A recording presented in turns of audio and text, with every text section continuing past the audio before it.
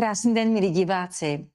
Je mi velkou ctí a radostí přivítat na rozhovor doktora Mikuláše Štefana. Miky, ahoj, buď u nás vítán. Ahoj, Moc se těším na naše povídání. ahoj, rád tě slyším moc. První věc, chci se zeptat, jak se máš a vlastně i prozradím téma dnešního povídání. Bude to takové poselství pro lidi. Co chceš našim divákům sdělit, co máš na srdíčku, jak cítíš současnou dobu a tak. Takže Miky, jak se máš? Děkuji moc, mám to doslova na srdíčku. To poselství pro dnešek od nás mám doslova na srdíčku. Nechci nikoho vystrašit, je to osobní věc, ale abych ke každému byl upřímný, vynechává mi trošku srdíčko. Ve smyslu nebije, potom zase bije, potom zase nebije. A já tomu rozumím. A lidi tomu rozumí taky. Je teď obrovský tlak na lidi. I ze strany fyzické, materiální, i ze strany duchovní a duševní. Hodně lidí mi to říká v ordinaci, že to cítí.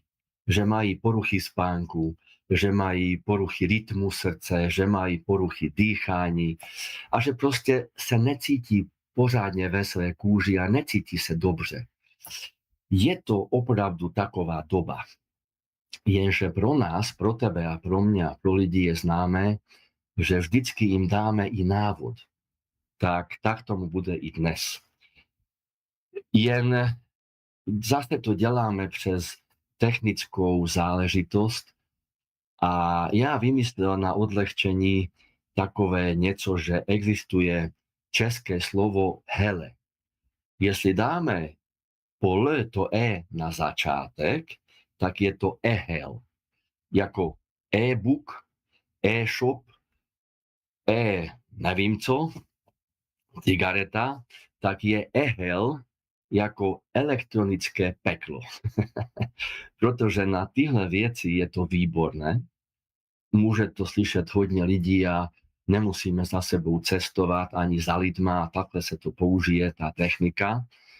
Ale jestli se to přežene a lidi už koukají jenom do televize, do počítače, do telefonu a jenom rolujou celý život, tak je to už elektronické peklo. Doslova. Protože jsou bombardováni tolika informacema, že nejenom jejich mysl, psychika, duše a duch, ale už i tělo cítí to obrovské napětí. A jestli můžu hned začít rozhovor poselstvím, tak zvláštní zkušenosti jsem dnes mi přišla, nebo nahrál jsem do diktafonu tu myšlenku, abychom nedopadli jako v tom starém vtipu, že za mládí jsme měli s čím, měli kde, ne, měli s čím, možná měli s kým, po někteří, já dlouho ne, ale neměli kde, protože jsme bydleli u rodičů, možná už jsme měli i přítelkyni, měli jsme možná i touhu se zamilovat a být zamilován a mít vztah, ale neměli jsme kde. Později, jestli hodně děláme a hodně se ženeme za něčím, abychom si vytvořili souce a vhodné a důstojné životné podmínky pro nás a pro své blízké, tak později už máme kde, v lepším případě máme své bydlení, máme s kým, to je otázné, ale už nemáme s čím. A nemyslím tím ten orgán, ale myslím tím to, že jestli se všichni ženeme za něčím, co možná ani nepotřebujeme, jen chceme a přeženeme to a vyhoříme, nebo jsme tak unavení, že nám naše orgány a naše tělo začnou naznačovat, že už to přeháníme tak možná si vytvoríme tie podmienky vhodné a dôstojné pro to, kdo sme a pro to, jak sme kdy chtěli žít, ale už nemáme s čím. Protože když nás v kuse bolí hlava, nebo záda, nebo nám selhává srdce a nebije pořádně, nebo si uženeme mnohem horší diagnózy, které dnes nebudeme jmenovat, protože to bude hezký, lehký rozhovor, tak nemáme s čím. Protože ubolený člověk, který trpí denně fyzicky, možná má kde bydlet, možná má i partnera, partnerku, manželku, manžela, ale rozhodně si už nedokáže vychutnat žádné radovánky života. A tam je tá otázka a mé poselství dnes pro mladé lidi. 20, 30, 40 leté lidi. Taky jsem měl tolik let někdy. A ano, všichni musíme, chceme, nechceme, musíme platit základní věci. Čili elektřinu, plyn, telefony, možná i auta, ale hlavně základní potřeby. Čili jídlo, pití, myslím vodu. To je všechno v pořádku. Jestli si dokážeme určit hranici a uvědomit si, že je rozdíl mezi chci a musím to mít a opravdu to potřebuju. Tahle doba je o tom, že je ukrutná nejistota. I materiální, i psychická, i emocionální, i mentální, i duchovní, i duševní. Ukrutná nejistota. To je takový tlak, který dělá lidi agresivnějšími, nespokojenějšími, méně tolerantními, ale to není správné. Na každého je ten tlak. Čili může se stát, že se mladý člověk 20, 30, 40 letý upne na to, že chce auto, dům, všechno chce a přejí každému ze srdce, které mi vynechává už nějaký čas, aby se nedožil toho, že bude mít kde, ale už nebude mít s kým. Protože jestli se ty lidi stanou bezočivými, bezohlednými, hyperegocentrickými a hyperegoistickými, jenom já, jenom všechno, jenom pro mě, tak zdravý, normální partner, partnerka by od nich měl utéct. A potom, jako v komediích nebo v filmech, je tam obrovský dům, jsou tam auta, všechno je, kromě vztahu. A vztahy jsou v tomto životě nejdůležitější. A city jsou v tomto životě nejdůležitější. Čili každý by měl si vytvořit soucí a vhodný a vytoužený způsob, jak chce žít, to ano. Ale s tou hranicí, co jsem mu řekl, opravdu to, co potřebuju. Když mám to, co potřebuju, můžu dělat na vyšší úroveň toho, co potřebuju. A můžu dělat zase na vyšší úroveň toho, co potřebuju. Pozor, hranice je ne na úkor svých orgánů, své psychiky, své mentality a své cesty duše. To je můj odkaz pro dnešek pro všechny. Jak jsi správně, nebo jak jsi úžasně řekl, vztahy a city jsou nejdůležitější. V podstatě ty by měly být vždycky na prvním místě a to platí v celém vesmíru. Dokázal by si dát nějaké doporučení lidem, jak vlastně si uvědomit, že nejenom pracovní vztahy, ale hlavně rodinné vztahy, partnerské vztahy jsou nejdůležitější. Jak se na to fokusovat a jak si to denně zvědomovat? Tak si to zvědomovat, jako dám příklad, před 3 týdny jsem omládl na 1 týden, doslova. Protože když jsem studoval na Karlově univerzitě 2. dětské fakulty v Praze, tak jsem si nic nevychutnal ani z Čech, ani z Moravy. Byl jsem jenom v Praze, anebo doma u otce, když jsem byl čas a pomáhal jsem mu v záhradě, ve vinohradech. A to jsem dělal 6 let. A potom, když už jsem nastoupil na vojnu povinnou tehdy a jako lékař, už jsem zase nestíhal si nic vychutnat, jako myslím hrady, zámky, přírodu, hory, čundr, vandr, túry. Sloužil jsem lidem rád a doteď to dělám doslova ze srdce. Opravdu, nehraju se na svatého. Kdybych to nedělal ze srdce, já bych s tím už přestal. Ale nepřestanu s tím, protože to je ze srdce. Ale co chci říct, před 3 týdny jsem si dopřál jet na Jižní Moravu, čili Lednice, Valtice, Břeclav a tamto město, teď mě to nenapadne, to Větší, kde je taky hrad. A tam jsem se zamyslel nad tím, nechodím na ty místa jako hrady, zámky dovnitř, protože tam opravdu všechno vnímám. A jsou tam odumřelé duše, které doteď se nedostali do světla a tam doslova bloudí. To není jenom ve Skotsku a není jenom v Írsku. Je to všude, kde byly ty hrady, zámky a kde ty lidi umírali z různých důvodů a ti, co umřeli násilnou smrtí, ti bohužel nevždy měli to štěstí jít hned do světla.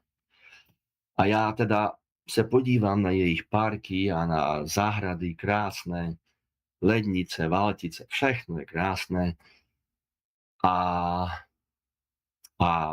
Hlohovec, ale nikdy nejdu dovnitř. Ne proto, že jsem držgroš a nemám peníze na vstupné, ale proto, že tam vnímám ty duše.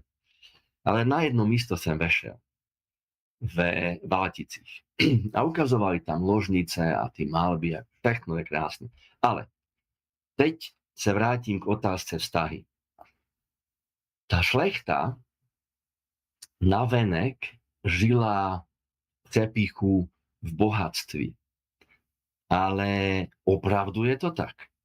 Když si vezmeme jenom ty základní životní potřeby, že si zatopit v zimě a mít pohodlnou teplotu 20 až 25 stupňů v místnosti, tak ta šlechta, i když topili ve všech kamnech, v těch hradech a zámcích, měli maximálně 15 stupňů. Většinou 12. Tomu bych neřekl luxus. Možná ti lidé pod hradem, co jim sloužili a žili na 3x3 metrech čtverečných, nebo dobře, 5x5 metrech čtverečných a bylo jich v té místnosti 10, měli teplejc, kdyby nic, tak dechem a svým tělem si to tam zahřáli, ale hlavně měli určitě bližší a hezčí vztahy než šlechta, která v kuse s někým bojovala, pořád chtěla něco víc, než má, víc zlata, víc zámků, víc všeho a bojovala i mezi sebou jako šlechta, nejenom s Turkama, s Němcama, Sásama, ne, ale mezi sebou o moc. Vždycky se natahovali o moc a dělali si intrigy. I příbuzní si dělali intrigy.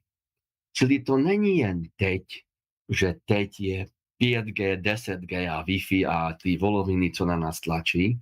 Bylo to už i tehdy. A já vymyslel takovou vtipnou věc, abychom trošku lidi usmáli, proč měli tolik zámků ve Valticích a tam, co jsem říkal, to okolí, Hlohovec, dovidíš na další zámek. Normálně tam dovidíš. Krásný kraj. Jezera, krásný kraj, fakt mi tam bylo krásně. Já jsem vymyslel něco vtipného. Měli letní sídlo, zimní sídlo, lovecké sídlo, samé sídla, protože si tak pokazili atmosféru a vibrace v tom zámku, kde právě byli. Tak se tam nemohli možná vyspat z té vody spodní, že vždycky si postavili ďalší zámek, že tam už možná bude líp. Jen. A teď sem zpátky odpovědi o vztazích.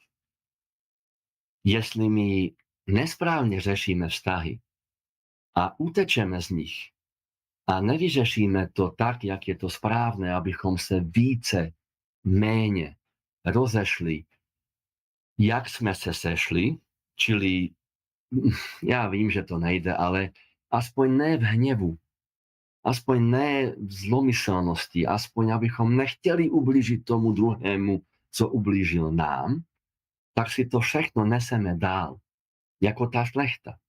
Oni si mohli postavit další zámek a další hrad. A možná historik, který nás teď poslouchá, mi bude vyčítat, ne, doktore, to bylo proto, aby chránili krajinu a aby chránili krajinu před útokama z jihu, ze západu, z východu. Pořád někdo útočil na někoho. Áno, určitě i proto se postavili ty zámky. A krásné bylo, jestli ten šlechtic před útokem Turků pustil ten lid k sobě do toho zámku za hradby, aby je ochránil. Určitě byla i taková šlechta. Ale teď pojďme k dnešku. My nemusíme vycházet s každým. My nemusíme milovat všechny kolem nás, ani příbuzné. Nemusíme. Ale mohli bychom, a to je druhé poselství od Alžbětky a od nás dnes pro lidi, aspoň se slušně chovat. Aspoň si uvědomit, že i ten druhý člověk má možná bolesti.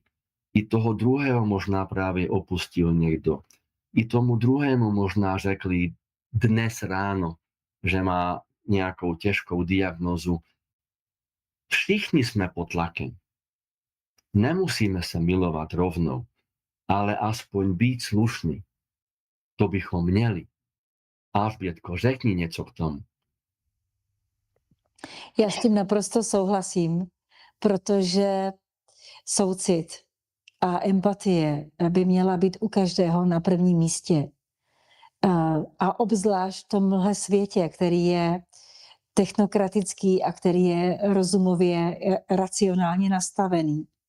O to víc bychom se měli snažit právě o soucit a o pochopení, protože, jak jsi sám říkal, máme nějaké starosti, problémy, ale ten druhý je má taky. A když v sobě otevřeme soucit a žijeme ten soucit, tak o to líp se nám žije, protože ty vztahy, které vlastně díky tomu soucitu pak mají úplně jinou kvalitu, tak nám nejenom, že my dáváme, ale se nám i vrací. A to je moc důležité, nebát se dávat, nebát se nejenom přijímat, ale i dávat. To, co opakuju už léta, a fakt to není klišé a možná to už lidem leze na nervy, že doktor Štefan povídá pořád to stejné, ale já to opakuju jen proto, aby to lidi už dělali, aby už konali. To znamená, nic není samozřejmě, Alžbětko. To, že mi žije ještě, nemluvím o sobě, mluvím o svých pacientech nebo blízkých, ještě moje matka, že ještě žije, nebo žije můj otec, nebo to, že zaklepu naše děti jsou ještě víceméně zdravé a prospívají, to, že ten partner nebo partnerka ještě pořád je se mnou pod jednou střechou, to, že moje teta, příbuzní, blízcí a přátelé ještě pořád mám možnost jim zavolat kdykoliv, to vůbec není samozřejmě. Stačilo by si uvědomit jen tuhle jednu myšlenku z dnešního celého rozhovoru. Na tomhle světě nic není samozřejmě a nic nefunguje samo o sobě. Čili není klišé říct dnes a každý den, když se nám vůbec podaří probudit a vrátit se té duši do těla a více-méně mít míň bolesti a míň vynechávající srdce, že nový den, nové ráno a kohokoliv potkám dnešní den, nebudu to brát jako samozřejmost, budu to brát s opravdovou radostí od srdce. Je to jedno, kdo to je. Potěším se mu a potěším se tomu, že vůbec ještě ho vidím, že mi slouží oči, že ho slyším, že ho môžu naciťovať.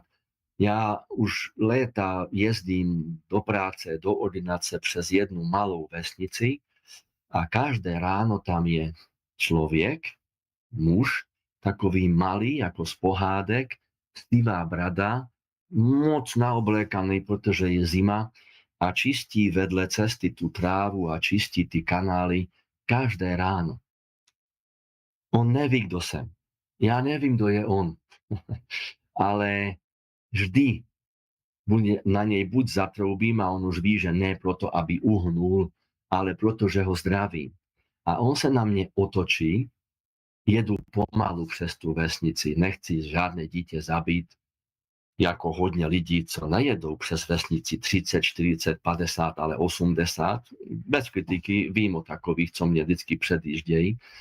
A nedomyslí to, že všechno je život. Kdyby vybiehlo ze dvora nejaké dítě, jaký by měl ten člověk pocit na soudu? Kdyby se díval do očí těch rodičů, že jim zabil dítě, protože někam spěchá. Všichni někam spěcháme, ale dodržujme ty pravidlá aspoň proto, abychom nevzali život. To je další můj odkaz dnes. Zpátky k tomu člověku. On neví, kdo jsem. Já nevím, kdo je on. Ale řekněme, že je bez práce. Nedej Bůh, je bezdomovec. A pomáhá v té vesnici jenom čistit cestu. Ale má tak čisté oči a má takovou radost v životě, v sobě. Vysažuje tu radost ze svých očí. On rád žije. On má tak krásnou čistou auru, že nikoho neurážím. To nevidím ani u hyperezoterických lidí, kteří pořád špekulují, co by ještě se naučili, co dalšího by ještě chtělo, ještě nějaký jiný mistr, aby je zasvětil do něčeho. Lidi, Datka, má asistentka, řekla před týdnem krásnou větu a dovolila mi citovat ji. Není moje. Tá věta je od Datky a nedělá mi reklamu. Lidi pořád hledají na internetu něco v telefonech, od čeho by žili lépe. A tím hledáním jim uniká život. Tak jednoduché. Čili internet, AI určitě pro určité věci je výborná věc. Ale já jsem smutný z toho, že kvůli srdci mi udělali EKG a to EKG vyhodnotil přístroj pro Boha. Už fakt lidi, už kde jsme. Tak ne, ten lékař by měl mít zkušenosti a vyhodnotit to EKG, jestli zemřu za 5 minut nebo ještě rychleji. Ale přístroj. No tak. Určite je to dobrá vec. Internet, počítače, AI. Ale začneme znova žiť a spojiť sa my lidi a prožívať city a uvědomovat si, že nic není. Nic není samozřejmě. Já ten pátek, když jsem tam seděl a čekal jsem na výsledky, tam prostě nechci o tom říkat, abych nevystrašil lidi, že už umírám.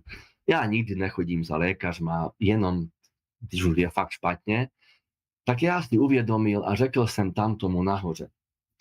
Buď si mě vem hned, teď si opustí tělo, jít do světla a konec, anebo to, co mi právě je, to mi prosím tě proměň na světlo, ale nic mezi tím. je, že takhle to nefunguje. Duchovní svět nefunguje takhle, Alžbětko. Nechci mít monolog, ale posledná věta k tomu AI. Ptají se mě lidi v ordinaci, jestli áno nebo ne. Datka má pravdu. Hledáte na internetu, jak lépe žít, ale uniká nám život. Takže zpátky do přírody, les, louka, jestli máte možnost. I ve městě se dá krásně projít a posadit se do kavárny a dát si nějakou vodu a pozorovat své okolí a těšit se, že ještě vůbec můžete sedět a vůbec můžete chodit. Tohle já si všechno uvědomil v pátek, když jsem tam seděl a čekal na závěr, co teda se mnou je a co bude. A řekl jsem jim, dobře, celý čas jsem sloužil lidem a doteď jsem si moc nevychutnal život, ale ve své knize a nahrávkách lidi učím niečo iného. Ať si vychutnávajú život. A Dátka mi dnes řekla, bez reklamy, tá tvoje kniha je tak hluboká a tak krásne napsaná, že už ani kdyby si nič iného nevydal, všechno si tam napsal. Jen víš co? Prečti si vlastní knihu a začni poslúchať doktora Štefana a žiť tak, jak on učí lidi. Zpátky k tým vztahom. Ten človek u té cesty, on umí žiť. A možná není oblečený ako šlechtic a možná ani nemá tolik, jak väčšina podnikateľov, ale září z jeho očí radosť. A ja minule zastal a zeptal som sa ho. Už léta vám mávam, ja vám niečo chci donést. Co vás poteší nejvíc? A on řekl, nič. Len to, že mi podáte ruku. Ja nepijem alkohol, nefajčím, ja nič nepotrebujem. Tohle je vědomý, probuzený člověk. Tohle je krásné. Všichni bychom se měli chovat takhle. Ne být bez práce a nezaměstnaný a bezdomovci, ale ten přístup k životu, Alžbětko, takhle bychom se měli chovat. Miky, já s tím všem naprosto souhlasím. Vlastně ten člověk má vše, určitě má šťastné vztahy, nebo alespoň trochu šťastné vztahy a hlavně radost ze života. A teď já ti položím takovou zvláštní otázku. Co máš udělat pro to, aby si vyléčil srdíčko a aby si myslel i víc na sebe, čili aby si žil i svůj život? Dokážeš si na to odpovědět? A mnohým z nás, protože já taky všem radím, aby více mysleli na sebe a aby více žili svůj soukromý život a ve své podstatě se přistihují, jak neustále pracují. Takže jak se na to odpovíme? Co máme udělat pro to, abychom byli víc v rovnováze? Odpovíme si takhle.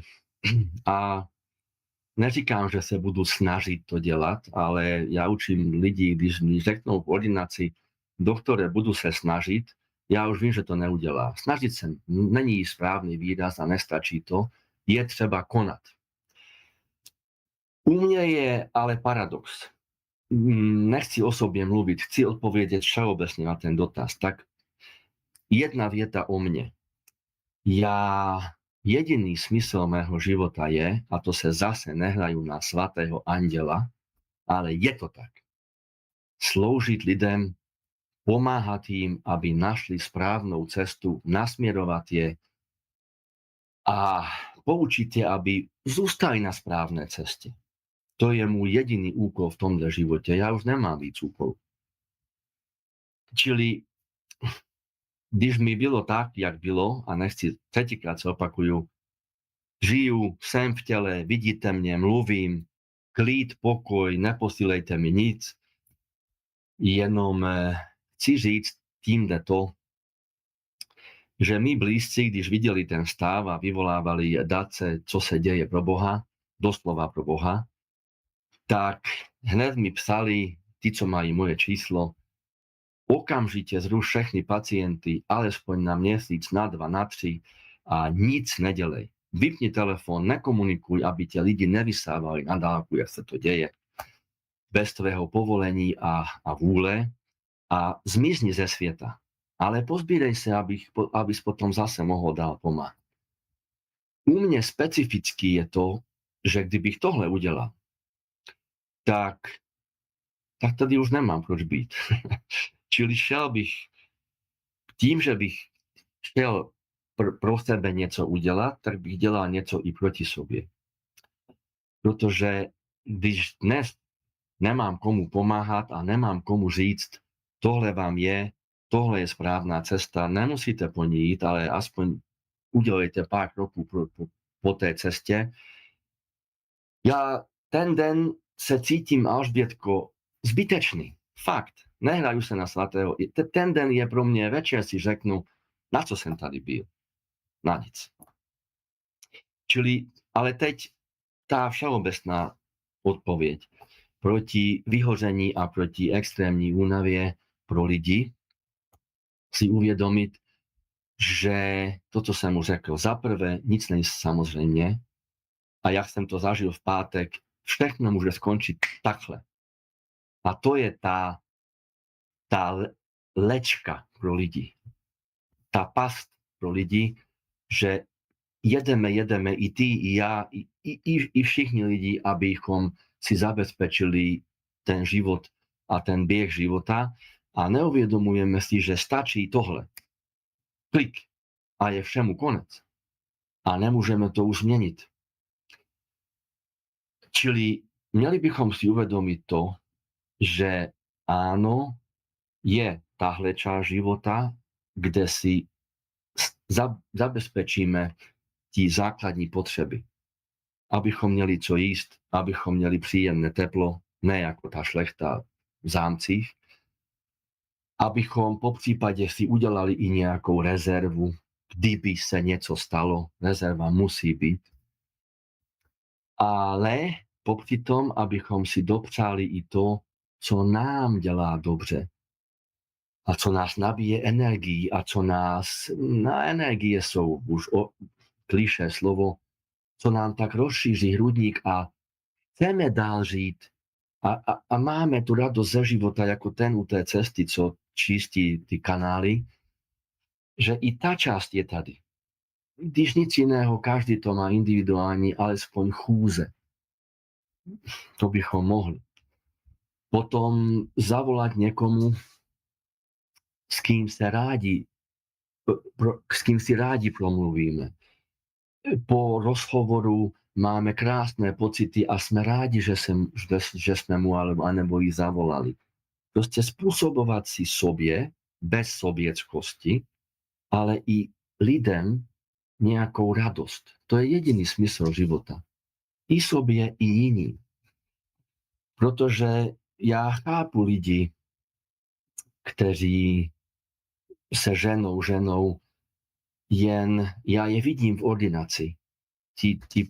Říkejme jim podnikatele a opravdu moc bohatí lidi. Moc bohatí lidi. Neumíme si představit ty peníze, které mají. Ale kdyby peníze a Lambo a Ferrari a všechno je dělalo šťastnými, rozhodně by nebyli v mé ordinaci. A rozhodně by neměli různé diagnózy, protože by je to dělalo šťastnými, spokojenými, naplněnými vším. Čili poučme se od nich. A já chápu i systém, že jsou na tomhle světě extrémně bohatí lidi. Několik rodin, teď přesně 3, kteří mají tolik peněz, že já jako laik nebo lidi, laici, opravdu nechápou, proč ještě pořád vymýšlejí něco proti lidem, fakt proti, ne proti, aby se oni ještě obohatili. To je nepochopitelné. To, co se tady děje posledních 6 let, a o tom nemluvme, aby rozhovor byl hezký, jenom malá poznámka, to, co se děje posledních 6 let, z toho ta kasta lidí zbohatla ještě víc. A v každé krajině ještě byli lidi, kteří zbohatli ještě víc. To si nevymýšlím. Já znám lidi i na Slovensku, kteří zbohatli z toho, moc zbohatli z toho, co se tady děje posledních 6 let. Já jim to přeji. Všem. A pochopil jsem, když jsem tam seděl v ten pátek, jak to je. Možná to všichni víte, ale já to řeknu, abych ulevil sobě a vám. Když někdo má firmu a zaměstnává jenom 5 lidí, a těch 5 lidí je typický lid, že i dělají pro něj, ale i si odkládají sobě, protože mají existenční strach a chtějí mít tu rezervu, kdyby je vyhodili z práce. Nechci říct slovo kradou, přisvojí si něco, co si myslí, že se na to i tak nepřijde. I ten podnikatel je samozřejmě, má snahu mít těch 5 lidí pod kontrolou, víceméně. Když má těch lidí 200, když má těch lidí 2000, A sú firmy, ktoré zamestnávajú 10 000 ľudí. A sú tady 3 rodiny, ktoré chtějí mít pod kontrolou 8 miliárd lidí. Já je fakt chápu, protože lidi jsou, jakci jsou. A nejvíc lidí je třeba mít pod kontrolou. Ale tam je zase základní věc. Když už něco dělají, aby je měli pod kontrolou, mělo by to být lidštější. Přejeme jim ty peníze, ale oni už nepotřebují víc peněz. Oni přes ty peníze potřebují mít moc a kontrolu. I to je v pořádku. Učitel ve třídě taky chce mít děti pod kontrolou, aby tam nebyla anarchie. Stát své občany taky nějak musí dát, jak ty ovce do nějaké ohrady, aby to je všechno v pořádku, Alžbětko, ty to chápeš, já to chápu, všichni to chápeme. Jednu věc bych poprosil všechny vůdce světa. Jestli vám tady už tak vadím, tak to udělejte rychle. A půjdeme do světla. A nebudeme se tady už trápit. Ale určitě je i lidštější způsob, jak všechny ovce mít pod kontrolou. Já vím, že tímhle rozhovorem je neovlivníme. Chci jenom říct lidem přes tenhle dlouhý úvod, když už nám kazí podmínky. A nejsou tady pro nás, ale proti nám. A i zdravotnictví bychom měli volat chorobnictví. A i ministerstvo zdravotnictví bychom měli volat ministerstvo chorobnictví, protože oni se nestarají o naše zdraví, ale o choroby, o onemocnění. A všechno chápu.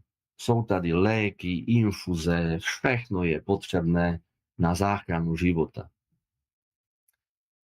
Ale i v tom jsou obrovské peníze. Tak jestli už se ty státy vždycky musí mít nějakého vůdce a dělat to, co vůdce říká. A postkomunistické státy dlouhá léta poslouchali Sovětský svaz. Potom se teď přeorientovali na USA. Teď se už rozdělí ty lidi. Jeden chce USA, druhý chce Rusko, třetí chce nevím koho, Ukrajinu, Izrael. Lidi, jenom chápu, že jsme zadluženi jako stát a všichni děláme na ty dluhy. Zdánlivou pomoc nám toho času poskytli. Všechno je v pořádku, ale je tam ta stránka, že nejsme ovce a každý z nás má mít a si zaslouží vhodný a důstojný život. A to znamená i materiálno, ale to znamená i duchovno, i duševno. A jestli už jsou na nás tlaky, tak měli bychom si sami sobě zkrášlit něčím nějak ten den. V poslední přednášce, která už je venku a jmenuje se To, co jste ještě neslyšeli, tam dávám návody. Hoď jenom 10 minut denně něco obdivovat, něco, co se stvořilo a tím se vrátit ke stvoření. Kdyby jen to, co jsem řekl před pár minutama, Alžbětko, jako odpověď, nic nebrat samozřejmě a vytěšovat se z toho, že ještě vůbec jsme v tělech. A jak tak víme dýchat a jak tak nám bije srdce, jenom tohle si uvědomovat a fakt je tam ta hranice, fakt potřebuju to, za čím se ženu. A zopakuju ten odkaz pro mladé lidi, kteří teď začínají život. Já je chápu. I oni chtějí mít svoje. Nechtějí žít jako pár u rodičů. Všechno je to v pořádku a ceny jdou nahoru. Jen poprosím, zabezpečte si aspoň základní podmínky. Víceméně vhodný spánek, dostatek vody, pohyb, a ne se sluchátkama v uších pohyb a zase se gumovat přes e-hell, čili elektronické peklo, ale být spojen s přírodou. A vztahy. City, vztahy. A ne na silu. Je to moje máma, je to moje dieťa, musím s nima vychádzať správne, je to môj kolega. Nemusíte. Musení je nátlak. Ale aspoň sa chovať slušne, navzdory tomu, jak sa k vám chovají. Ja když někam volal na kardiologii nebo někam, dobře, jsou výjimky, byli i slušní, jen mi řekli, že až za půl roku, čili do té doby môžu klidne opustiť telo. Ale byli takoví, nemáme čas, zavolajte o pol roka. Tak, děkuji moc, ty bláho, zavolám, mám z nebe. Možná o půl roku. Nestěžuju se, jen mě následujte v tom, že když už okolí a události a okolnosti nám chtějí zabránit v tom, abychom se cítili víceméně dobře, mali méně bolesti a víceméně nám fungovaly vnitřní orgány, nespoléhejme se na specialisty. Nespoléhejme se na fyzioterapeuty a léčitele. Všechno to funguje, môžou vám pomoci. Ale přidejme tam svou část a my zjistíme to, co se ty ptala teď mne, co by mi pomohlo, abych se cítil lépe a vychutnal si konečne život. To si dejme my všichni otázku. A dejme si to sami sobě, protože jiný nám to nedá. Áno, jsou tady výborní experti na oči, na zrak, na sluch, na srdce, na všechno, ale oni jsou taky lidi v lepším případě, ne jako moje EKG vyhodnotilo AI. Oni taky mají lidské problémy a lidské chvíľky, když nemôžou být a vždycky objektívni. Ale sobě si to dejme, Alžbětko. A je to individuální. Třeba se mě ptala na vztahy. Dobře, krátce řeknu něco a zase tě pustím, promiň, ke slovu. Vztah, dítě, rodič. Všichni říkají, buďme k dětem jako kamarádi. I já to říkám. Buďme k dětem jako jejich nejlepší kamarádi a přátelé. A vytvořme v dětech pocit bezpečí, že v nás mají bezpečí vždy, ať se děje cokoliv. A vytvořme v dětech pocit, nám môžou, smí a měli by říkat všechno, co je trápí. Áno, stojím si za tím, platí to. Ale, je tady ale. Dítě nikdy nesmí, nemůže a nemá vychovávat rodiče. Žádným způsobem. Drzosti, vlezlosti, oteklosti, trestem, nijak. V žádném věku. A dítě nesmí dosáhnout, aby rodič klesl na úroveň jeho kamaráda, ke kterému si dovolí drzost, bezočivost, bezohlednost, otrklost a dovolí si ho ponižovat. Anebo odpovídat, jako kdyby to byl jeho nejlepší kámoš. Čili není to oboustranné. Rodič má být nejlepší kámoš pro dítě. Bez debaty. A bezpečí a nejlepší psycholog a psychoterapeut. Když dítě o to poprosí a když dítě se chce otevřít bez nátlaku, aby rodič ho nutil. Ale dítě není kámoš rodiče.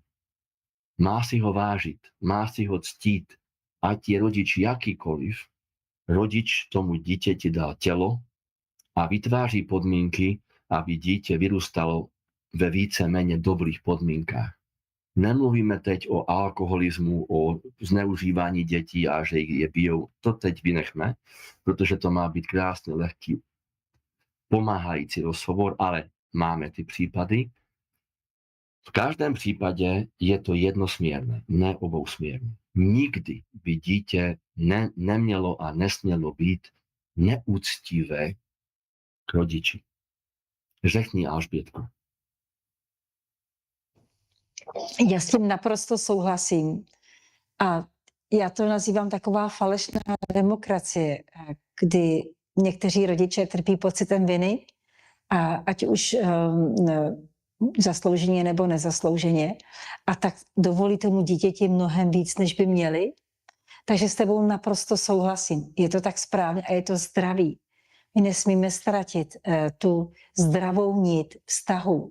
A bohužel v té pokroucené demokracii a v těch zvláštních tlacích na nás ji ztrácíme. Takže s tebou naprosto souhlasím. Ale chtěla jsem ještě k nám říct, že více času pro sebe je naprosto zdravá, bych to řekla, zdravé prostředí nebo zdravá věc, že máme mít i více času na sebe, čili prostor na větší regeneraci. Tak třeba týden nebo měsíc dovolené by ti moc prospěl. Nikomu tím neublížíš, ale sobě prospěješ. Co ty na to? Děkuji, že se staráš. Ten rozhovor nemá být o mně. Ten rozhovor má být pro lidi. Řeknu ti ještě něco. Ale lidi by mě v tom určitě, ti, co mají dobré srdíčko, tak by mě v tom určitě podpořili. Ano, mysli i na sebe a o to víc potom budeš moct pomáhat lidem, když ty sám si odpočineš a vezmeš si prostor pro sebe, pro své myšlenky, pro své pocity. Ano, nejhezčí myšlenky a nahrávky do telefonu dělám tehdy, když jsem sám v bazénu, plavu nebo pod sprchou, prostě sám, anebo 2-3 dny úplně sám, tak můj telefon má teď přes 2400 nahrávek pro lidi. 2400 nahrávek pro lidi. Nechlubím se s krásnýma, hlubokýma myšlenkama, které nikde nebyly zveřejněny. A řekl jsem, když mi bylo tak všelijak, Dace, víš co, kdybych opustil tělo, máš kód k mému telefonu, aspoň to videj. Udělej z toho knihu, nebo udělej z toho nahrávky už beze mě, protože lidi to mají slyšet. A nechci mít monolog, je tam jedna nahrávka a zvláštní je, že když jsem sám, přichází takové hezké propojení vět a takové hluboké, logicky navazující myšlenky, ale když to říkám tobě nebo někde do rozhovoru, už to nikdy nemůžu zopakovat, protože to nejsem já. To přichází přeze mě lidem a tam jsou tak krásné návaznosti slov a vět, že když já chci to říct tak stejně, jako je v telefonu, už to nejde. Třeba je tam jedna nahrávka o arašidech, představ si, to by bylo krásné na Vánoce. Ale teď to nedokážu zopakovat, protože to nedokážu zopakovat. Jak jsem před rokem 24. nahrál nahrávku o arašidech a o mandarinkách. Já to můžu začít, ale možná nejlepší bude, když si to, nevím, vytlačím a potom to přečtu, aby to bylo tak krásné, jako je v tom telefonu o arašidech. A asi před 2 týdny jsem nahrál pro lidi, kteří se mě ptají v ordinaci, že doktore, rýchle dnes mi udělejte, aby mi fungovalo lépe třetí oko, puste mě kundalini nahoru, abych cítil ty energie, abych měl víc energii. Mám v ordinaci hodně léčitelů, psychologů, psychoterapeutů, lékařů, farmaceutů a hlavně lidi, kteří se věnují a dělají to ve svých ordinacích a podcastech a nahrávkách lidem. Dejme je do jedného boxu ti, co pomáhají. Pomáhačům. Není to správné české slovo, ale říkejme tomu pro teď pomáhačům. A oni chtějí po mně a dokážu to udělat. Nechlubím se, dokážu to v každém probudit. Aby rychle všechno pochopili a prozřeli a porozuměli. Dá se to. Konec konců, jako lékař teď řeknu, co znamená řecké slovo diagnóza. Prozřít, prohlédnout, nahlédnout, odhalit. To nemá s ezoterikou nic společného, to je obyčejný překlad slova diagnóza z řečtiny, prozřít. Tak když se nad tím zamyslíme, to je moc ezoterické, moc duchovní slovo prozřít. Čili i lékař, který dělá diagnostiku, vlastne prozříva, sice měl by přes své zkušenosti, pohmatem, pohledem, poslechem, jako tí staří doktoři, kteří ještě měli rozhled a přehled, nekritizujú, ale měli. Chápu, že dnes věda tak pokročila, že už jeden lékař nemůže všechny informace zachytit a navštívit všechny kongresy a konference. Dobře, chápu. Ale diagnoza je stejně prostředí. Čili ten lékař, hoc i za pomoci přístrojů už dnes a laboratoří, prozří a nahlédne, co ten příznak znamená, jaké onemocnění. A teď jsem chtěl říct něco jiné. Z toho, jak na mě občas lidi tlačí, že rychle mě to, doktore, naučte a odblokujte ty blokády, co mi brání v tom, abych byl úspěšnější pomáhač, úspěšnější lékař, léčitel, abych cítil, vnímal ty vněmy, které mi pomohou správně prozřít, co je tomu pacientovi a říct mu správné slova, abych mu pomohl. Tak já nahrál nahrávku a teď z ní budu jen citovat. Nedokážu to už opakovat, bohužel. Já to nahrál až ten večer, když mě ten konkrétní člověk tlačil, abych mu pomohl rýchle být ještě ezoteričtější. Lidi jsou často jako mouchy, to, co léta, fly po anglicky.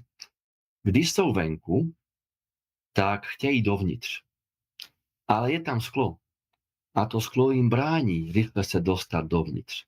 Když jsou chytré, počkají, než otevřu okno, nebo otevřu dveře, nebo najdou nějakou skulinku, aby se dostali dovnitř. Když jsou vevnitř, tak zase přes den tam vidí to světlo tam venku, z toho domu nebo z toho bytu a zase chtějí ven. To je typická lidská vlastnost. Chtějí do nějakého vztahu, chtějí něco dosáhnout, chtějí být ezoteričtí, chtějí auto, a potom přes den, jako ty mouchy, přes to sklo chtějí ven na světlo. A zase hledají, když někdo otevře okno nebo skulinku a mají smůlu, když někdo zabije. Protože nechceme je v domě. Ani komáře, ani mouchy. A když je někdo v tom domě zabije, tak to je jako, když chtěli do vztahu a ten vztah dopadl jinak, než si představovali, jinak, než to chtěli a najednou z něj chtějí ven. Tak ven se dá přes nějakou těžkou diagnózu, úrazem, havárií, ven ze vztahu se dá dostat, ale možná přijdeme o život. Jestli z toho vztahu nevyjdeme včas ven. Ven se dá i z nesprávného pracovního vztahu, nějakou nemocí, vyhodí nás, protože jsme už nedali takový výkon. Ale co je tam to sklo? A teď už budu trošku víc duchovní a ezoterický. Co když to sklo, co nám brání dovnitř a potom zase ven, je duchovní svět. Je duchovní svět to sklo, který nám brání dovnitř, protože my ještě nepostavili správnou diagnózu. Ne jako lékaři, jako lidi. Neprozřeli jsme ještě. To znamená, dokud jsem se nepoučil z toho nesprávného vztahu, z té nemoci, nebo jenom jsem se nenaučil ještě správně žít, tak, abych žil a měl správné vibrace, hezké, aby lidi se mnou chtěli být a nemuseli, tak je tam to sklo z duchovního světa a není to trest, ale nepustím je dovnitř k víc informacím, k víc energií, ten duchovní svět, abych nešel zase nesprávným směrem. A když jsem už uvnitř a mám nějakou nemoc a mám nesprávný vztah a chci z něho ven, Alžbětko, zase je tam to sklo, čili duchovní svět, protože nemůžu vylézt za sekundu z té nemoci, pokud jsem se z ní nepoučil. Já si v pátek přál, abych dopadl jako Anthony Hopkins a Brad Pitt ve filmu Seznamte se Joe Black. Nejsem televízny typ, ale tenhle film je hluboký a velice poučný. Řeknu to v skratce, 65-letý chlapík, který je úspěšný a vede obrovskou firmu, náhle má to typické příznaky infarktu a je naštvaný na Boha, na stvořitele, co to zase je, a prosí ho o pomoc, aby mu dal šanci jen si dořešit, správně vyřešit vztahy s dcerama ve firmě a pak už ho smrt může vzít. Tak Brad Pitt se objaví v lidském těle jako smrt a několik dnů ho doprovází. Doporučuju, Seznamte se Joe Black. Čili vrátim se k tomu sklu. I duchovní svět takhle funguje a naši pomocníci, anděl strážný, duchovní průvodci. Jestli máme čas, řekl bych jeden pár slov k těm průvodcím, jestli mi dovolíš, a nejdřív tě pustím ke slovu, že nás nepustí ven z toho vztahu, ani z té nemoci, ani z těch příznaků, dokud si neuvědomíme to, co se s mě ptala, co potřebuju k tomu, aby zase byl na správné cestě, anebo si navzdory tomu, jak jsem žil doteď, si nastartoval sebeléčebné procesy. Alžbětko, povídej. Já zatím udělám světlo.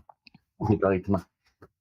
Nezbývá mi nic jiného, než zase souhlasit, protože je to tak, my jsme tady vlastně ve škole, v které se musíme naučit svoji lekci, nebo máme se naučit svoji lekci. A ještě se chci dotknout jenom jednoho tématu, který si vzpomněl, a sice, že jsme tlačení do výkonu. To je něco úplně jiného než škola života. Škola života je o tom pochopení a změnění situace, napravení se, ale teď třeba běží v kinech film, jmenuje se Boží úlet s Keanu Reeves. A ten film každému doporučuju, protože tam je to přesně o tom, jak lidi musí podávat výkony, aby se vůbec uživili, aby přežili. A jak jsou pod obrovským tlakem a že nemají vlastně vůbec čas právě se zamyslet nad sebou, nad svým životem. Takže Boží úlet moc doporučuji a jinak s tebou se vším souhlasím a o těch průvodcích to si moc rádi poslechneme. Děkuji za doporučení filmu. Ještě jeden film, není to teď povídání o filmech, ale je jeden film ještě moc poučný, komedie dokonce, dá se tam zasmát. Adam Sandler tam hraje a jmenuje se to Klik, jako klik na počítači anebo na dálkovém ovladači. I to se podívej a já rád se podívám na Reevese, jen počkám, než to bude někde, protože do kina já ne, protože nechtěně, ne proto, já mám rád lidi, ale já, kde se objevím, tam nechtě léčím lidi, Alžbětko.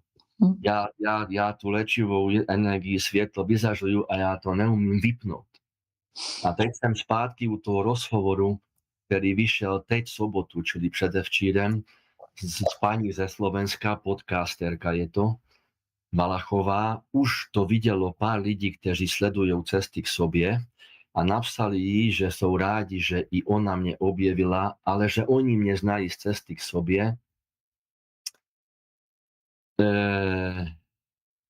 Tam jsem řekl, neumím to vypnout, pořád to ze mě sála a září ven, v dobrém slova smyslu září, ne jako 5G, ale v ordinaci to dokážu nastartovat ještě víc, čili dát tomu turboverzi. Čili já, když se posadím do kina, tak nejenom lidi kolem mě, celé kino bude léčeno.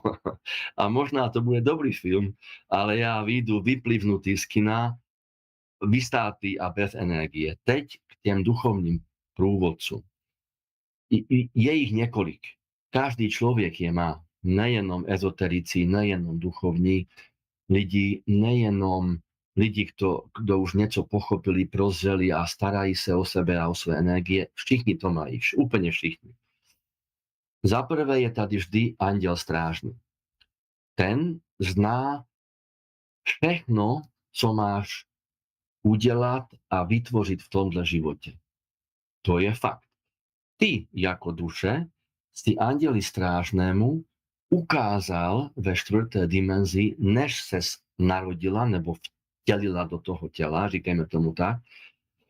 Tohle jsem už udělal, tohle ještě mám před sebou, tyhle úkoly chci ještě v tom životě konkrétním zvládnout, dokázat, dokončit. Ten anděl strážný, jestli bychom chtěli mluvit k mladým lidem ve jazyku počítačů, je hardware. Všechno je tam o tobě. Software si ty, když se už narodíš. A nepamatuješ si, co si ukázala, ne ty lidi, a andělovi strážném. Ale máme pocity, všichni lidi mají pocity, mají 6. smysl, který funguje, mají věmy, mají intuici, telepatii, to všechno funguje každému člověku, jen někomu se to dostane víc k tobě a u někoho méně k tobě. Ne o tobě mluvíme, mluvím teď všeobecně k lidem. K tomu je potom duchovní průvodce, který už je specifický. To znamená, když já neposlouchám anděle strážného, protože mám svůj materiální mamon život, ne já, někdo, tak ten anděl strážný ke mně přivolá duchovního průvodce specifického.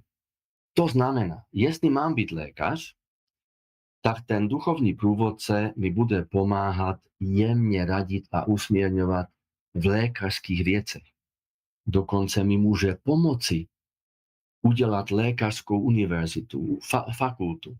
A já samozřejmě se musím učit a sbírat informace, ale na zkouškách mě duchovní specifický průvodce bude usměrňovat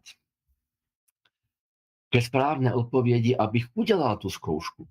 Protože ví, že navzdory psychickému rozpoložení komise u zkoušky, čili bolí je hlava, manželka ho doma v kuse buzeruje a ten čest výjimkám, učitel si na mě teď kompenzuje své frustrace a komplexy. Neurazte se všichni teď. Přiznejme si, jsme lidi všichni a občas si nechtě kompenzujeme, ale je tam duchovní průvodce, který mi tak ne našepkává, není to tahák, ale nějak ten člověk vnímá, tohle bych měl říct. Toho jsem si přečetl, nastudoval na tuhle zkoušku, otázka zní o tom a duchovní průvodce. Řeknu to teď. Když jsem ukončil Karlovou univerzitu a začal jsem jako nový lékař v nemocnici jako dětský lékař pod jedním primářem, úplně vážně a nechlubím se, máme to všichni, nejenom já, vešlo dítě s matkou a já vnímal po vyšetření tenhle lék, tomhle dávkování, tenhle další lék v tomhle dávkování. A díky Bohu a jsem rád, moje dcera, ta starší, je lékařka a přednedávnem se mě ptala, že ona to cítí. Ona cítí, že co má předepsat tomu člověku, jaké vyšetření má naordinovat a cítí dokonce i dávkování. Neví odkud, ale má to. Všichni to máme, ale záleží na nás, na každém jednom z lidí, jestli se na to naladí a jak moc to poslouchá, ale ten duchovní průvodce je specifický.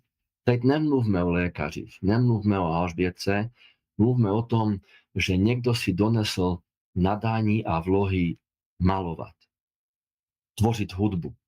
Mozart, Beethoven, kdokoliv, Liszt, oni mají duchovního průvodce specifického, kterému anděl strážný říká, hele, tenhle mě nevnímá, tak pojď a ty budeš jeho duchovní průvodce. Jak se k tomu duchovnímu průvodci můžeme dostat? A teď mluvím i k mladým lidem, ale nejenom. Já mám denně Alžbětko v ordinaci lidí, kteří už celý život dělali, celý život dali do nějaké práce a jsou už v důchodkovém věku nebo před důchodkovém věku a oni se mě zeptají, doktore, já nevím, co mám dělat v životě. Já nevím, na co jsem tady. Já to necítím, nevnímám.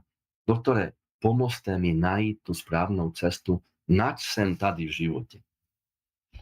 A já to vidím na očích, na auře a vidím do té duše a přesně vím, co měli dělat.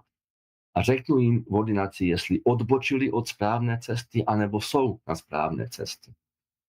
Ale ne proto, že bych je neměl rád, neřeknu to hned. Ne proto, že bych je chtěla po druhé, po třetí v ordinaci, děkuji moc, nechci. Neřeknu to, protože je naučím tu cestu, jak to sami můžou zjistit, jak to sami můžou nacítit. A to je potom mnohem větší radost, když ti to přijde. Mnohem větší potěšení a entuziasmus a euforie a příliv energie z duchovního světa, že ti to přijde samé a těm lidem to přijde samým a sami na to přijdou. A já je učím, jak oslovit anděla strážného, jak s ním komunikovat postupně, jak se zeptat na jeho jméno. A dnes, jestli mi dovolíš, ale prosím, řekni tomu něco a až potom dejme návod, abych neměl zase monolog. Dejme jim takzvanou meditaci nebo relaxaci, jestli máme ještě čas v tomhle jednom rozhovoru, ale předtím mi řekni k tomu něco, poprosím tě. Vicky, meditace by byla úplně ideální, protože to je takový návod, jak opravdu to uchopit. A průvodci, já jsem jenom chtěla říct, že někdo má i víc průvodců, třeba 3 nebo 4, podle toho, jak vyspělý člověk to je. A že vlastně jsou z našich světů, to znamená, že nám rozumí a vedou nás tak, jak my potřebujeme. Takže za mě určitě se s nima spojovat a čím víc, já bez nich vlastně neudělám ani krok v těch důležitých rozhodnutí. Já myslím, že to máš podobně, že buď to děláš automaticky, intuitivně, nebo se vyloženě člověk jich ptá, řekněte mi svůj názor, anebo ukažte mi cestu. Tak bez průvodců v podstatě ani ráno. A meditaci, na to se těším. Tak nedělejme meditaci, jestli smím, nechci přikazovat, dejme jim jenom návod. Smím ještě vysvětlit toho průvodce krátce. Určitě. Jak jsem říkal, ten průvodce je už tak vyspělá duše, že už nepotřebuje být na tomhle světě v materiálním světě, čili z páté a šesté dimenze jsou to průvodci, kteří už doslova nemají co dělat na planetě Zem a nepotřebují se inkarnovat, čili už nepotřebují nabrat na sebe lidskou podobu, ale můžou. To jsou ty případy, že já jdu do lesa, a to nevymýšlím, to se mi stalo, nahrávám do diktafonu text přednášky a jsem úplně mimo, myslím v dobrém slova smyslu, nevnímám svět. A najednou se ke mně přiblíží auto, v lese auto, to není moc pravděpodobné, ale OK, moc starý Golf, 40letý Golf, v něm takový tmavý pán a řekne mi, člověče, nastupte si do auta, nevidíte, že 3 metry od vás je obrovský hnědý medvěd. Hned si nastupte. A já se nehraju na hrdinu ani na hero, ale řekl jsem mu, já tu nahrávku dokončím, kdyby co bylo. A rozhodně kvůli medvědovi nepůjdu jinou cestou do ordinace. Tak on mával rukou, vytáhl okno a jel dál. A fakt byl ode mě 3 metry, ne víc. Obrovský, ale krásný medvěd, krásný. On, ne ona, ale on. A koukal na mě uprostřed cesty, čili bránil mi dostat se do ordinace. Ale já měl pořád nahrávku diktafonu a nahrál jsem tam asistence. Možná je to moje poslední nahrávka nebo poslední cesta do ordinace, ale já to dokončím a potom to přečtete na přednášce lidem. A řekl jsem tomu huňatému, podívej se, já ti neublížím, jen mi ústup z cesty. Já nepůjdu kolem do ordinace, protože už mě čekají lidi. Podíval se na mě přímo do očí, což je u zvířat provokace, zahrábl nohou a uhnul mi. Ale posadil se jenom vedle cesty, čili jsem ho měl ještě blíž než 2 metry. A řekl jsem tomu průvodci právě, jestli mám dokončit tuhle nahrávku a dostat se teď, bez újmu na zdraví, do ordinace, nech tam toho medvěda sedět. Neříkám, že mi to bylo jedno, nehraju se na hrdinu, jako zalil mě pot, ale pokračoval jsem na té cestě. 2 metry ode mě seděl medvěd a pozoroval mě. Já jsem mu podíval do očí, co se nemá, a řekl jsem mu, děkuji moc, teď už projdu v pohodě. Proč to říkám? Je takové, že duchovní průvodce se na chvílku ukáže viditelně, nejenom mě, komukoliv. Když někdo nám brání v tom, abychom splnili úkol nebo plán duše. Máme takové pomocníky. Je to málo kdy, opisuje se to ve filmech, opisuje se to v knihách, ale není to fantazie. Fakt ne. Čili ty vyspělé duše někdy žili na zemi a už dosáhli toho stupně uvědomění, prozření, že říkejme tomu ezotericky probuzení, že mohli jít do 5., dokonce do 6. dimenze a nepotřebují sem už se nikdy vrátit, ale můžou. Když je my v těle, potřebujeme. Když je někdo potřebuje. A ano, může být několik průvodců, nejenom jeden, a vždycky je to specifický průvodce. Třeba pacientku těží strach, úzkost z velice špatného rozvodu, kde ten manžel je bohatý a vyhrožuje se jí, jestli mě opustíš, jestli se rozvedeš, nedostaneš nic, ale že nic. A skončíš pod mostem s 3 dětma. To není výmysl, to já mám v ordinaci takové případy. Tam ten specifický průvodce dokáže a udělá to, že ovlivní ten soud a komisi u toho výslechu, aby se stalo správné, pozor, nejen pro tu ženu a děti, ale pro všechny zúčastněné. Aby se nešířila tma, bolest, nespravodlivost a aby to bylo spravedlivé a správné pro všechny. To jsou ty specifické průvodce. Jak si je přivolat? Nebudeme dělat meditaci a nebudeme nutit posluchače teď meditovat, když to poslouchají v autě nebo v kanceláři nebo kdekoliv. S dovolením dám jenom návod. Stejně jako anjela strážného, aspoň 10-20 minut denně se posadíme. Dýcháme do břicha. Trošku se uklidníme a trošku se odpoutáme od toho světa kolem a trošku se odpoutáme i od toho, co nás teď těží. Čili vyrovnáme se vnitřně.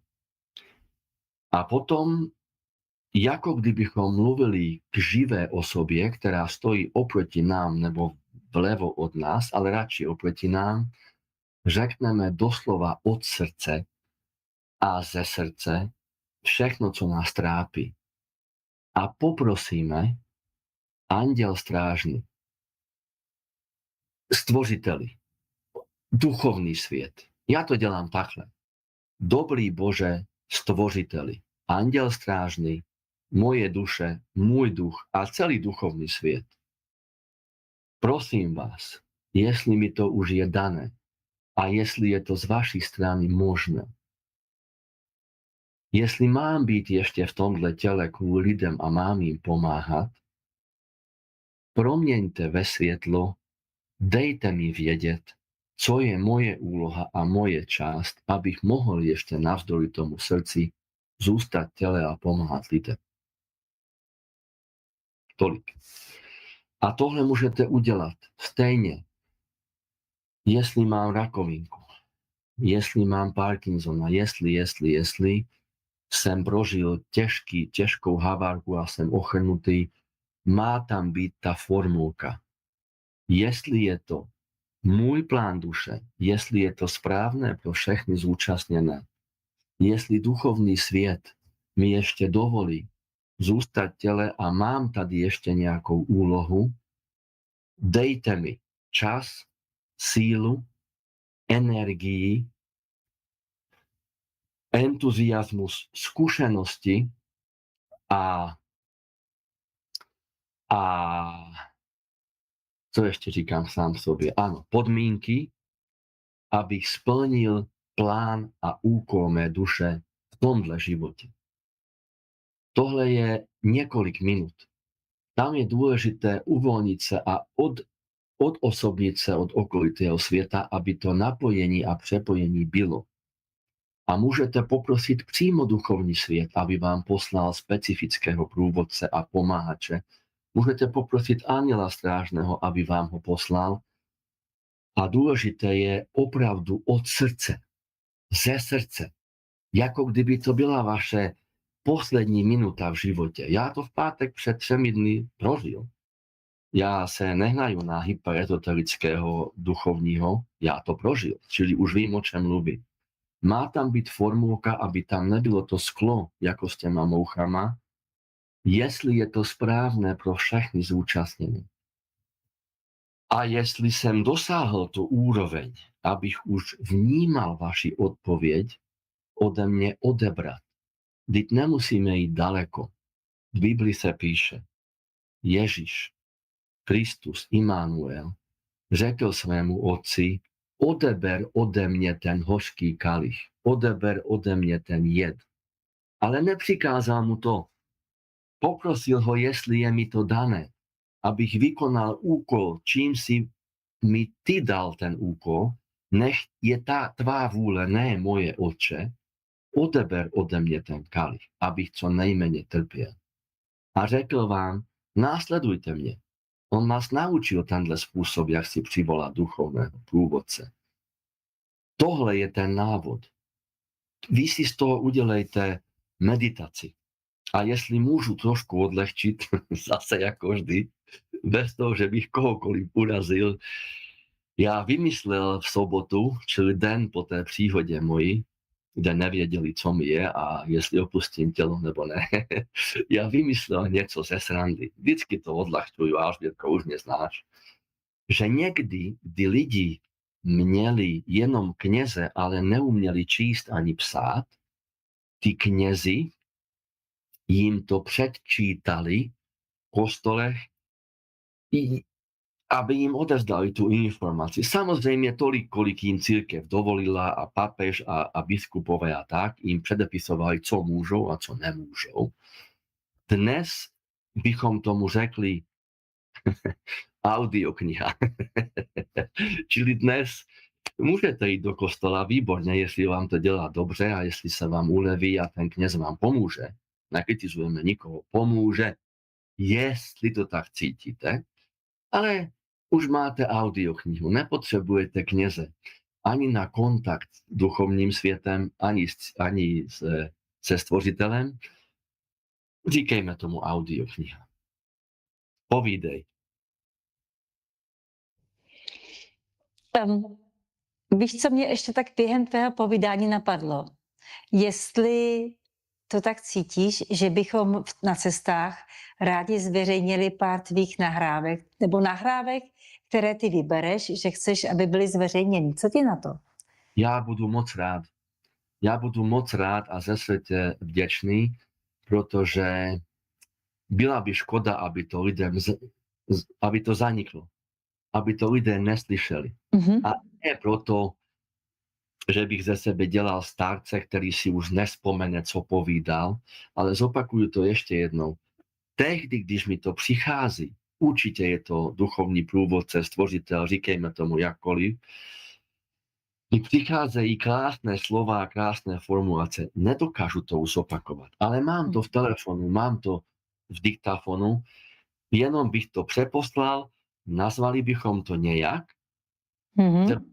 Ano. Ano. A lidi by si mysleš si třeba na Vánoce, protože to se váže na Vánoce. Ty arašidy je vzpomínka z dětství, že na Mikuláše a na Vánoce jsme dostali arašidy a mandle. Ano, ano. Spojil s takovým duchovním povídáním. Není to dlouhé, 10-12 minut možná. Ještě, jestli dovolíš, máme ještě chvíli, abychom nenudili lidi dlouho. A nebo to dáme do jiného rozhovoru. Mám ještě jedno doporučení, krátce, budu 2 minuty. Určitě, povídej. Teď v tom nátlaku na lidi, i energetickém nátlaku, i materiálním nátlaku, a lidi mají strach a existenční strach a mají úzkost a mají ošklivé slovo deprese z těch dění kolem nás. Já vymyslel takovouhle věc. A fakt jsem to vymyslel. Přišlo mi to. Nemám rád to slovo, to už používají takový hyperezoteričtí lidi, ve všechnom už vidí znamení, že u lidí, kteří mají opravdu veliký strach až úzkost, pomůže zase tohle, že když si vzpomenou, že v dětství, když měli 2, 3, 4, 5 let a báli se ve tmě, anebo báli se něčeho, psa, souseda, starých lidí, čehokoliv se báli, co jim pomohlo opravdu, Alžbětko? Když vešel k ním rodič, nebo děda, nebo babička a pohladil je po hlavě a pohladil je u srdíčka, nebo je hladil celé záda, trošku je pomasíroval před spaním a říkal jim nám slova, které nás uklidnili a zase vyrovnali a zase nám bylo hezky. Když jsme měli 2, 3, 4, 5 let. Mě to dělala babka. A dnes nám to taky může pomoct a pomůže nám to. Když máme těžkou chvíli, tak se zase posadit, lehnout, trošku dýchat, trošku se vyrovnat, trošku si sklidnit dech a srdíčko. A představit si, že do té místnosti, kde ležíme nebo sedíme, teď vejde osoba. Je to jedno kdo. To může být anjel strážný, archaniel, to může být Ježíš, to může být Buddha, ale i babička, blízká osoba, která už nemusí být v našich životech teď v těle. A představíme si, když je nám moc těžko, třeba panická ataka, že teď ke mně vchází můj tatínek nebo babička a vidím to, vnímám to, že opravdu jako by vcházel a já řeknu nahlas nebo v duši všechno, co mě trápí. A ta osoba nebo duchovná bytost se na mě kouká a opravdu mě vnímá. Ne jako urychlení lidi, že už po 20 sekundách povídání vidíš, že vůbec tě nevnímá, ale vnímá mě, koukáme si do očí a říkám všechno, co mě trápí do očí. Stojí tam. Případně cítím, že mě pohladí po hlavě, po čele, dá mi pusu na čelo a poslouchá mě. A případně vnímám i tu odpověď od té osoby. To není volovina, to není hyperezoterika, to není, že mi šíbe a už jsem huhu a představuju si, čili mám chorobné představy a iluze. To je to, že moje duše, když byla v těle a tělo mělo 2, 3, 4 roky, té mé duši to pomohlo i tehdy. Tak to pomůže i teď. To je můj druhý návod pro nás, Alžbětko, pro dnes. Dělejme to všichni. Dejme si ten čas. Znásobuje se ten tlak na nás všechny. A odejít z těla se dá všelijak. A když už jsme unavení a naše duše už nedokáže být v tomhle krutém světě, dá se odejít. Ale venku i teď je krásně. Stromy jsou tady nadále, psi, kočky, lidi kolem nás jsou tady. Áno, někdy je to s nima těžké a bolí nás to.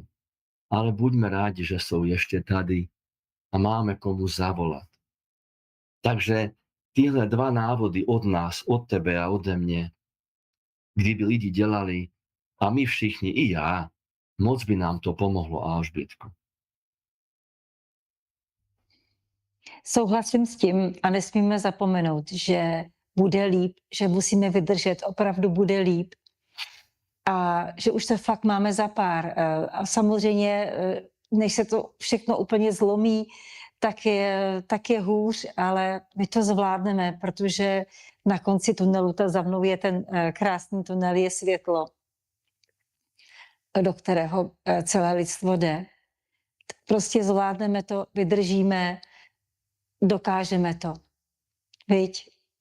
Děkuji moc. My taky moc... Dokážeme to, jen nevěřme, co nám říkají. Stream média. Nevěřme, co nám říkají teď, že áno, je to tady, všichni jsou už zase nemocní, zasoplení, zakašľaní. Nevěřme tomu, nenechme se manipulovat tím směrem. Všímejme si ty stránky, které ještě fungují v životě. Jen to chtěl říct. Já už tím prosím tě posledné slovo. Nenechme se manipulovat. Tak. Sobě si věřme, své duši, anděli strážnému, duchovním průvodcím, těm věřme. A mně se lidi často tají ordinaci, že to nedokážou odlíšit. Je to tak lehké, Alžbětko, třetí návod dnes a už fakt neunavujme lidi, už to bude dlouhý rozhovor, já vím. Ale poslední věc, je to tak lehké odlišit, jestli je to tma nebo světlo. Když přijde myšlenka nebo nějaký návod, nějaké nucení a mám z toho špatný pocit a nejraději bych to neudělal a vím, že mi to neudělá radost, naopak škodí mi to, tak to není ten správný pocit, ani ta správná myšlenka. Ale když mi přijde myšlenka, zavolej tomu nebo tomu a trošku si popovídejte a mám z toho krásný pocit a udělám to.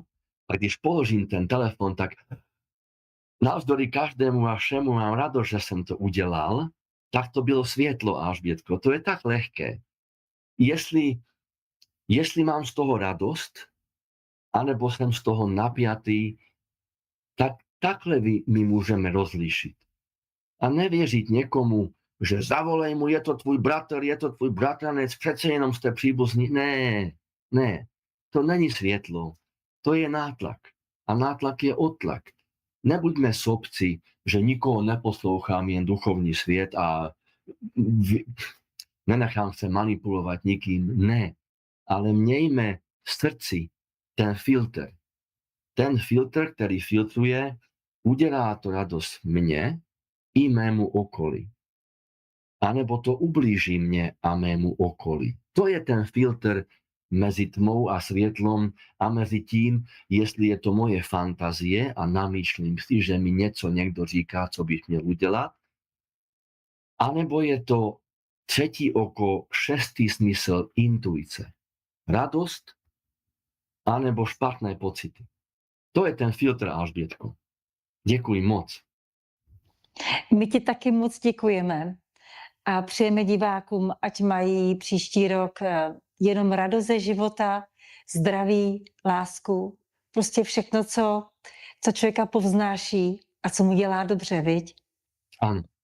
A to samý hlavně přeju tobě.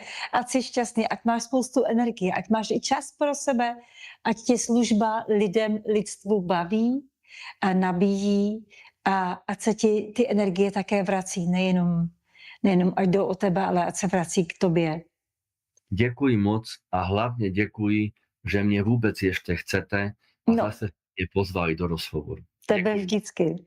Moc se těším na setkání, na příští rozhovor a doufám, že bude u nás ve studiu, že se za náma podíváš a taky si odpočíneš. Kdybychom měli smysl pro humor, nechci strašit, tak jenom prosmích, ať je to ještě v tomhle těle, že k vám budu promlouvat. Děkuji moc. Měj se krásně, ať jsi zdravý a šťastný. A děkujeme. Ty a my všichni taky. Ahoj. Měj se hezky. Ahoj.